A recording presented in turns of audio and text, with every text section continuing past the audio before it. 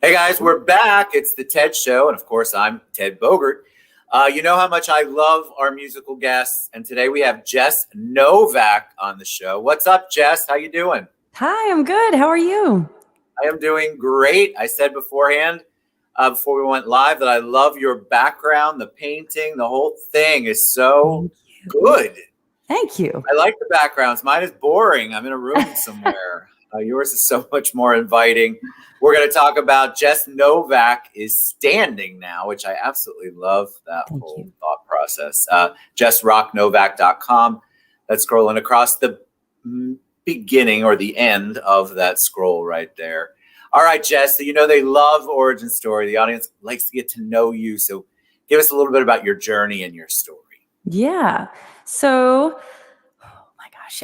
When I was 7 years old, my parents gave me a choice. They said, "What instrument do you want to learn?" Everybody had to learn an instrument in my family, and I said piano. And they said, "We don't know a piano teacher, so how about violin?" And so I said, "Okay." and and that's when it started. So I started on violin when I was 7 years old. My mom's name is Melody, so music was a thing in our family. And even though she doesn't play or sing, a lot of my relatives still are musicians or have been.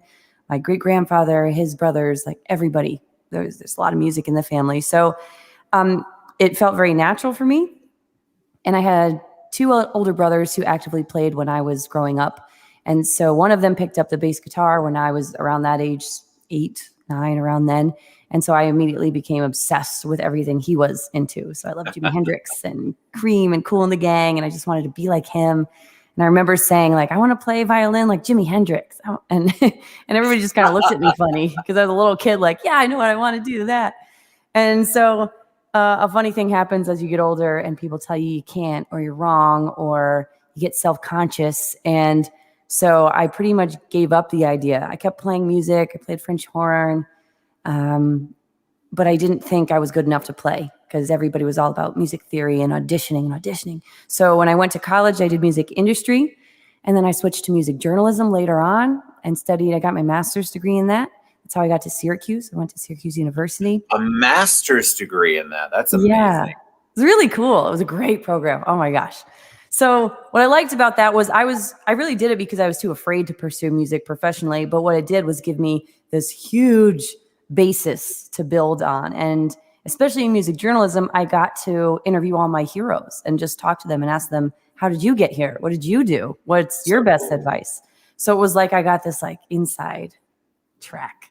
So it wasn't until much later that I started playing professionally. And it was because, I don't know, I always felt it inside and never gave it a try because I didn't think I was good enough. And as a music What was the turning point? What was the thing that finally pushed you over the edge and you said, you know what, I'm tired of running away from it. I'm going to embrace it. Yeah, that was definitely a moment or kind of a whole series. But I was a music journalist, a music editor, a radio DJ, and I was bartending, and I was just like burnt out. So one day I just quit all my jobs at the same time and went across the country for no reason, just to go. And I took a train, so I didn't even have a car. I was just wandering. And on that crazy trip, I came back with a band. I was like their merch girl, so I just hopped back in the van with a band that I had known from Syracuse. And what I learned on that trip was that every single place I went, the happiest people I found were the ones who were pursuing what they wanted to. And it didn't matter what it was, a restaurant, a yoga studio, musicians, didn't matter. It was just that they wanted it with everything. And so I saw that again and again, and I knew that's what I had to do it too. Isn't that awesome when you finally have that epiphany? You go, all right, all bets are off. I'm going to go for it. And then it's you're so afraid of it. And then in the moment that you do it, you're like, why did I wait so long? Exactly. There's no reason. Fear is so stupid. We scare ourselves. We talk ourselves out of so many things that we really shouldn't. We should just try. Exactly. It can't hurt to try. You have to try. Exactly. So there's one thing having a talent. There's another thing making it a career.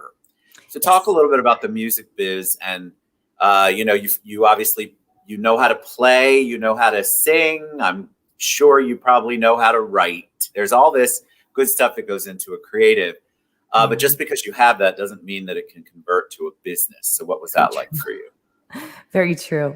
I feel like that's one of the biggest downfalls of all creative people is they're creative And that is a very different whole thing than the business or the marketing or, it's totally different. So I think it's actually part of what's so important is realizing that you don't have to be the best guitar player that ever lived to be successful, and that there are different levels of success. I make a living playing music. That to me is, I won, I'm not Lady Gaga, but that's okay. Not yet. That's right. Not yet. Not yet. And it's that I've succeeded doing what I wanted to do. And every day I wake up and I do what I've always loved most.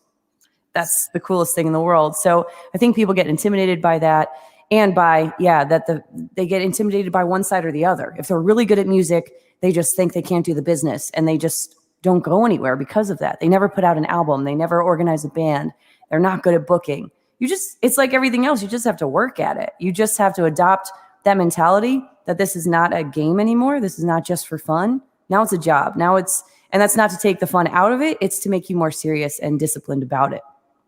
So a lot of musicians fail, wake up at 1 and just kind of whatever. Like, you have to be. Well, that's typical, that stereotypical rocker life, that stereotypical, you're out till 4 partying, having a good time, wake up in the afternoon, start all over again.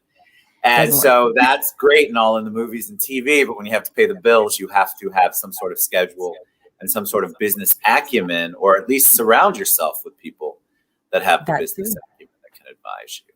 It's tough. What was it like for 2020 for you, as we all had to pivot? That's the word for it, because a lot of people, I actually got really tired of it, especially for musicians, watching them post and say like 2020 has been the worst. It's awful for anyone creative, blah, blah, blah, like just crying about it. It wasn't. It was an opportunity, and a great one. I know for me, I got into Twitch, so online streaming, and that just opened up a huge new world of possibilities. And again, I'm not the biggest person on Twitch, but I don't have to be. I've reached people now who watch all the time from Iceland and people in Texas. So I've expanded my audience to people I would never find otherwise.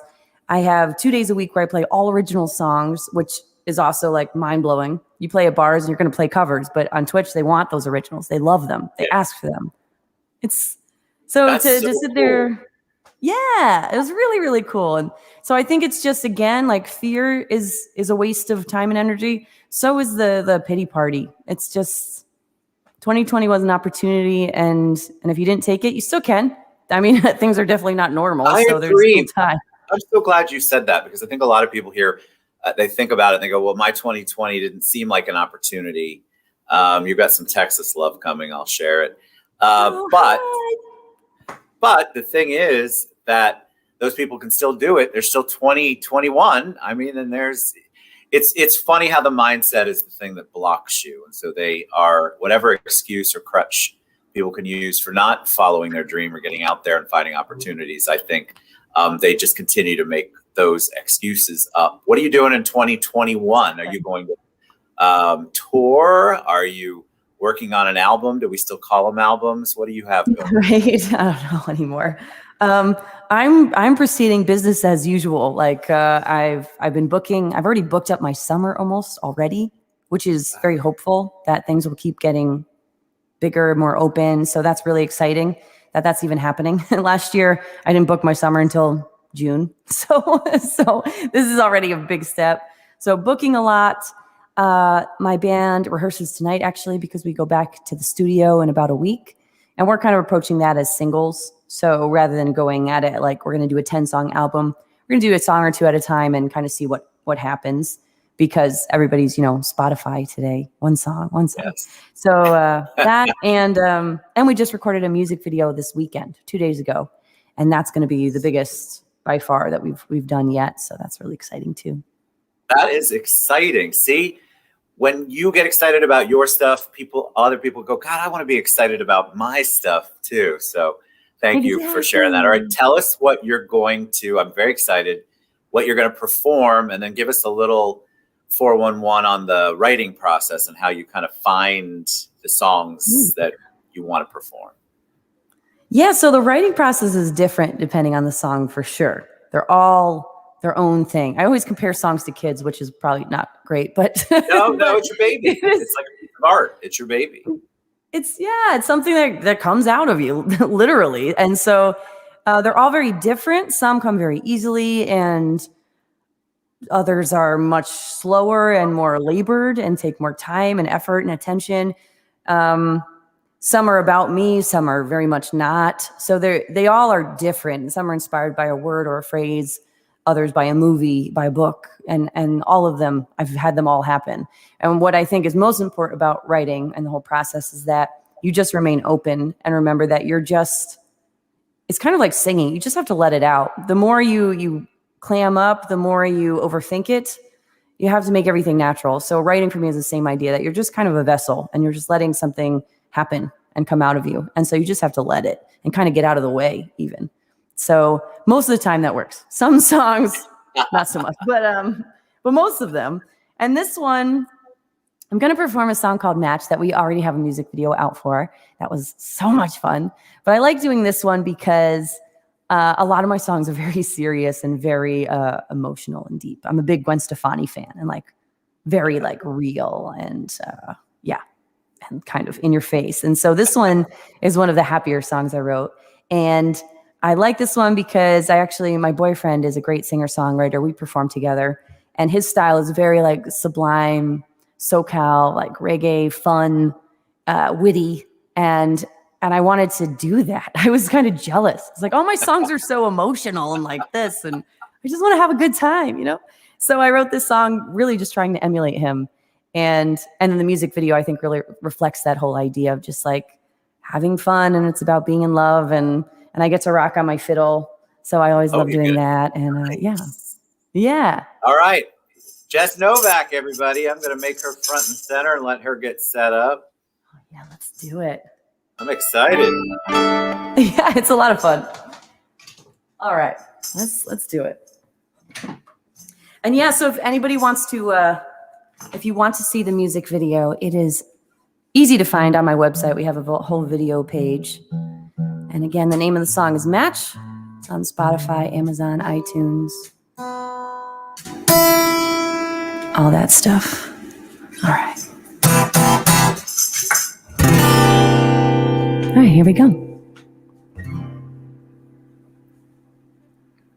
They say we've got chemistry, oh boy, like science at 17. I'll show you how it works. You know what I mean. Cause I've been around the world and I've seen a lot of things, and I met a lot of guys, but I don't got a ring. Do you feel my vibe? And I spent a lot of time with my eyes down low, hiding from life and running from the show, until you let me inside. You got me rolling again. I'm on fire again, yeah. Give me that taste from off your tongue. Been shy for time, but now I want some.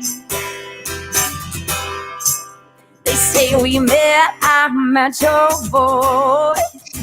Now I burn, baby, burn.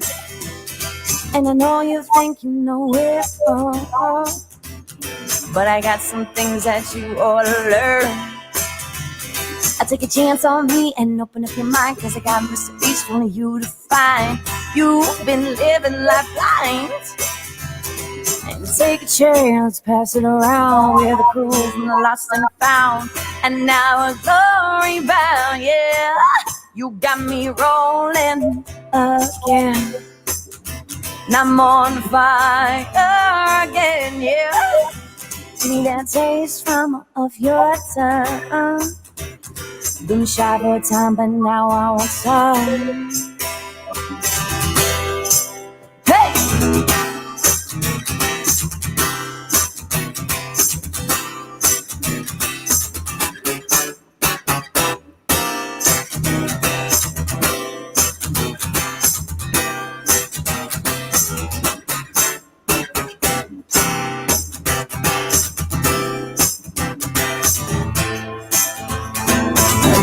Burn, baby, got the fire now.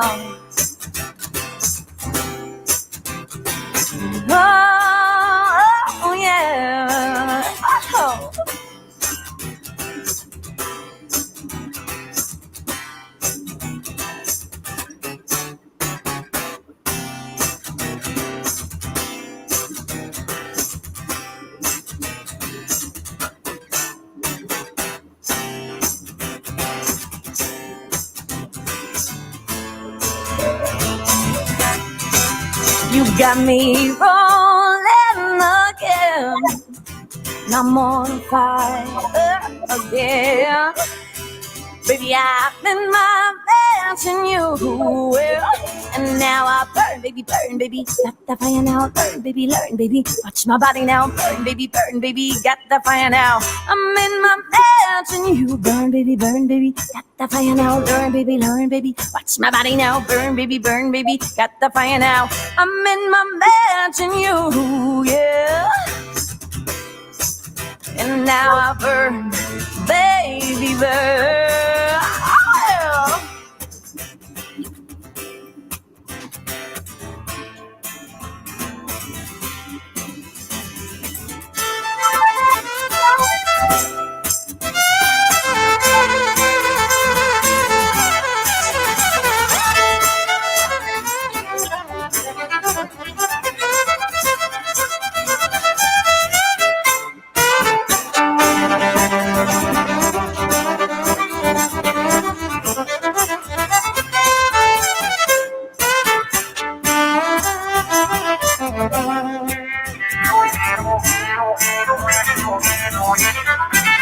Oh.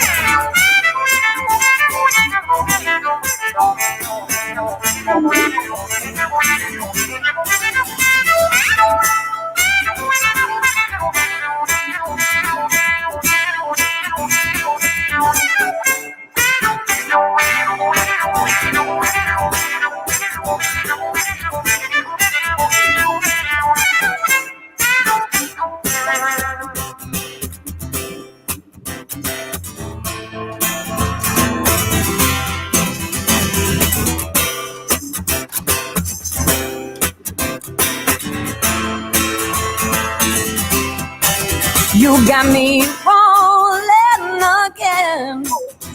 I'm on fire again. Baby, I'm in my best in you.